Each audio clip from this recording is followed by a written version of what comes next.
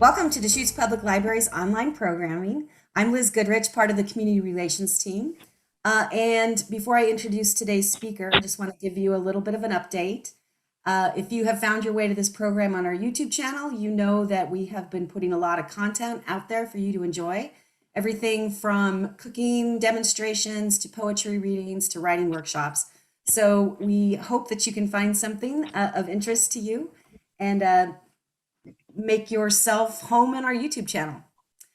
Today's presentation is called No Hydration, and it is part of our series in February called No Flow, where we are looking at all things flowy, everything from the water around us to the water within us. And that's why we've invited Nicole Lamb here today to do the presentation.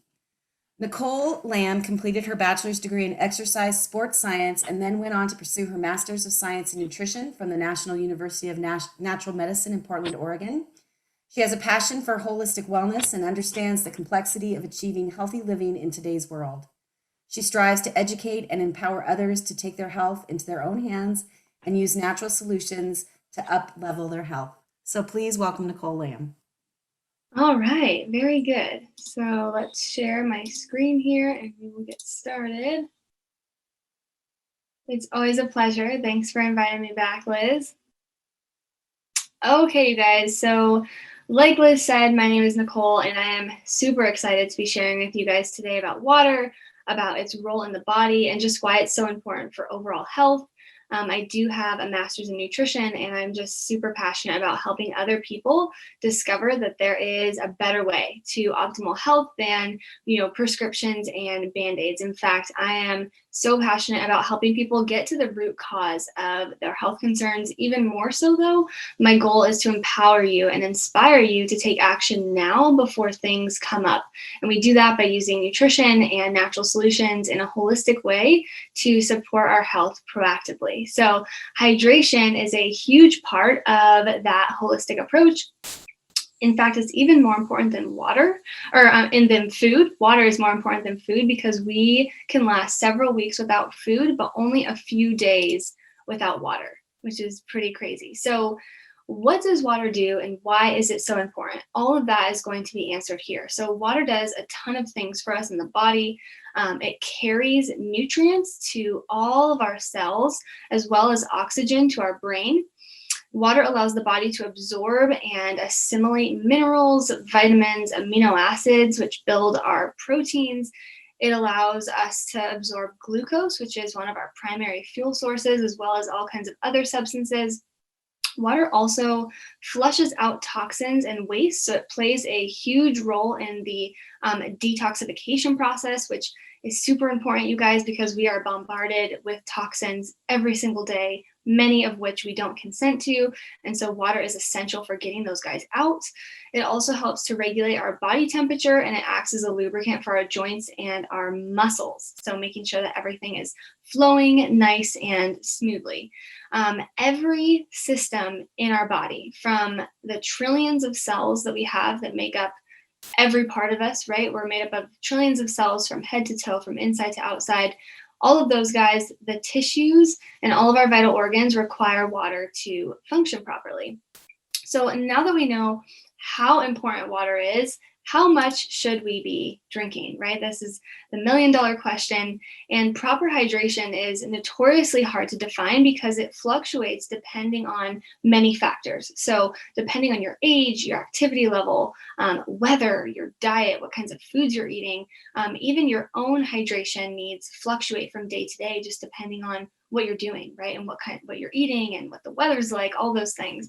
So to start, though, it's important to know that the human body actually can't store any water. We are constantly losing water through breathing and sweating.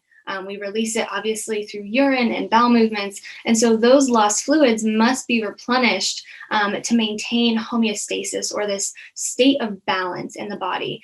Also, we need enough water so that it can perform all of those essential functions that we just talked about.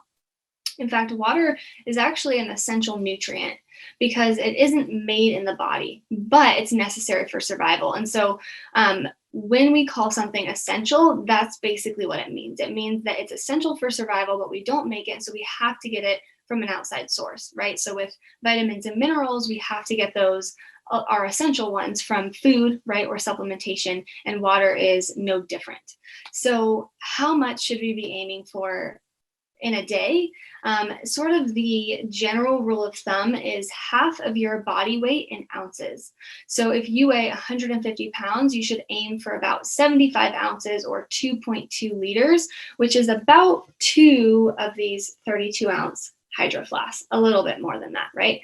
And so I actually have a really cool hydration checklist for you guys, just to make sure you know what to look for to know that you're properly hydrated. So the first thing is we want to be urinating, right? Going to the bathroom frequently, but not excessively. We also want to look for pale yellow urine. So we don't want it to be super bright. We want it to be nice and pale and diluted by water. We want to be able to sweat. So that is a really important one. It's a big part of detoxification as well. And normal skin elasticity is important. So to know that, all you have to do is pinch your skin and see if it kind of bounces back really quickly.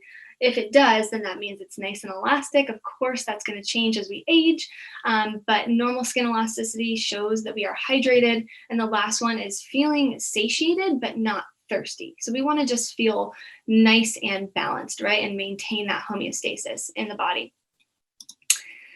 I also like to touch on dehydration and the brain when we're kind of talking about water. So the brain itself is 60% water. If the brain is deprived, it might be sending out inappropriate signals. In other words, hunger pains, excessive stress, anxious feelings, even depression, all of those things could be a sign of dehydration.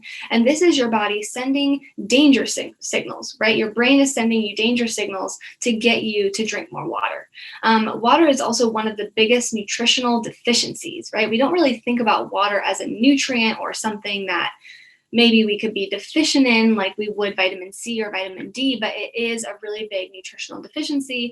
And as simple as it seems, increasing your water intake could actually be a part of the answer, or all of the answer, to you feeling your best. So next time you're feeling super hungry, especially if you ate not too long ago, ask yourself, am I hungry or am I just thirsty? Because a lot of times, if we're experiencing these hunger pains and things like that, if we just had some water first and then reevaluated, we would actually realize that it was water that we needed rather than food. And sometimes it's food, and that's totally okay too. Okay, so although this is uncommon, I did want to touch on the question of how much water is too much water. And so this was really interesting. I actually didn't know this before I was diving into research for this presentation, but a normal person with normal kidneys, right, that are functioning properly, can drink roughly as much as 17 liters of water. You guys, this is 34 16-ounce bottles of water. If taken slowly, right? So we can consume that much water in a whole day without changing our serum sodium. And that's really the most important piece when considering, can I drink too much water, right? Can I, because we've heard the horror stories, right, of people basically drowning themselves. And what happens is we drink too much water in a short period of time, and it messes up our sodium, our serum sodium in the blood. And so as long as we're not drinking it, within an hour, we can actually consume up to 17 liters. So a general rule of thumb is our kidneys can excrete about 1 liter per hour. And so it's more about the speed than the amount of water. And so to make sure that this doesn't happen, which again, this is really uncommon unless you're chugging, a gallon of water in 5 minutes or something crazy like that, it's not going to happen. But we want to focus on sipping water throughout the day rather than just chugging it all at once, right? And so it is possible, but it's pretty rare. So that we're getting too much water. So I want to give you guys some tips, some of my tips for just getting more water in, because there are lots of things that we can do. So how can we make this easier? I think the number one thing when it comes to any sort of change that we're making in life in general, but especially with nutrition or food or health, the motivation needs to be found in the why. Why is it so important? So remembering all those things that we talked about on slide 1, that it allows us to absorb all of the things that make our body thrive in health. It also helps with detox, which is huge. And so remembering why it's so important and making it a priority, that's first and foremost. Next, I like to say hydrate before anything else, right? Before you put anything else in your body in the morning, get a couple of glasses in and just kind of get a couple of glasses out of the way, right? Doesn't mean you need to chug it, but just starting with a cup of herbal tea, some lemon water, especially before you caffeinate, is going to be key, right? Because you've been sleeping for hours on end, hopefully, and you need to rehydrate and wake up the digestion, wake up the liver. And so I actually personally love starting with a cup of warm herbal tea. And this does count towards the total, guys, which is a good thing, right? It doesn't have to just be plain water. It can be herbal tea like ginger, or some sort of maybe digestive support tea, a liver support tea, immune support I've been doing a lot of lately. And so all of those are going to count towards that total, and it gives, your water a little something special, and it also gives something special to your body because you're getting those medicinal herbs in. And so if you're not into tea, that's okay too. You can start with just some water with maybe a little bit of fresh lemon juice. Again, that lemon is going to add to the waking up the digestion, the waking up of the liver, even more than just plain water. It kind of gives that liver a little pump and says, okay, we're awake, like we're going to be bombarded with toxins, we got to get going, right? So adding the fresh lemon juice is really great because it's going to make sure that our stomach acid is appropriate and where it should be. The other thing I like to do is use lemon essential oil. And this is a great hack and can actually be used in conjunction because they're different. And so they provide different benefits for the body. First of all, with essential oils, you want to make sure that they're therapeutic grade and making sure that that oil has a supplement facts. That's how you know that you can ingest it. And the oil comes from the rind of the fruit, so the outside, and the juice comes from obviously the inside, right? And so the oil actually isn't acidic like the juice is. So if you find that lemon juice is difficult, maybe it upsets your stomach, or it's just a little bit too harsh first thing in the morning, or just in general, the oil might be a better option. Other things, though, just to make sure you're getting in enough, there's lots of different apps, right? And water bottles that connect to apps that you can use to help you keep track. And then the last, a little bit more budget-friendly hack, if you will, that I like to tell people is if you know how many times you need to, drink this bottle, let's say, or whatever reusable bottle you're using, if you know how many times you have to refill it to get your daily goal in, you can put that many rubber bands at the top. So like I probably need about 2 of these, 2.5. I can put a rubber band, 2 rubber bands here, and every time I drink it and refill it, I move the rubber band down to the bottom. And so then by the end of the day, you're like, okay, great. I moved both of my rubber bands down. I got all of my water in for the day. And that's just a nice visual if you're a visual learner like I am. And then the last thing that I like to talk about with water is there are so many water-rich foods that we can focus on as well. So things like watermelon, spinach, cucumbers, right? Green peppers, berries, cauliflower, radishes, celery, all of those really water-rich vegetables and fruits are going to also count towards that total. So moral of the story is, you guys, it's easier than you think. And lots of things can count towards that total. Even things like sipping on broth or milk actually has a pretty substantial amount of water. Even dairy or non-dairy has some water in it. So we do want to be getting plain water, but other things will contribute to that total. If you look at that and you're like, I don't know if I can drink that much plain water, just know that there are other options out there. And that is all I have for you guys today. Hydration. Super short and sweet. Yeah, thanks, Nicole. You want to go ahead and stop sharing your video? And I've got just a couple of questions that came up for me while I Yeah. was watching your program. Um, Water before coffee? Yeah, And I know. Talk about that a little more about that, because when I wake up in the morning, I just go right into the coffee. But if there's benefit, I might consider changing my habit. Yeah, I love that you asked this, and I think a lot of people probably would be asking too, or just like, I don't know if I want to do that, right, or if I can do that. But it really just goes back to the fact that we've been sleeping, right, for 8 hours without any water, and so if we go straight to the coffee, which can actually be a little bit dehydrating, then we're just furthering along that dehydration. And every cup of coffee, you really should be adding on another cup or two of water. And so I just like to start the day in the positive, right? Before I start to go into the negative. But really just hydrating before caffeinating. I just feel like it wakes everything up.